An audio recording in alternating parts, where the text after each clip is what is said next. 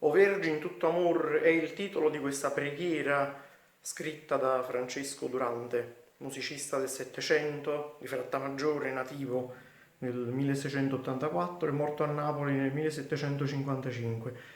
Riflette tutto il suo stile sacro nella sua formazione dei conservatori napoletani nel Settecento, che erano ben quattro: Conservatorio dei Poveri di Gesù Cristo, Sant'Onofrio a Porta Capuana, Santa Maria di Loreto e poi quello della Pietà dei Turchini.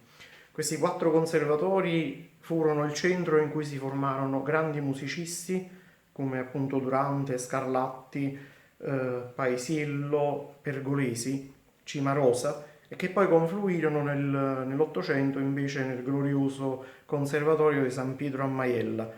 In questa preghiera, dicevamo, di Durante è ritratto il fedele che si rivolge alla Vergine e chiede il perdono dei suoi peccati, ne chiede, invoca la protezione e si riconosce un fragile peccatore davanti a Dio e invoca la Vergine affinché possa essere la sua avvocata davanti al Creatore.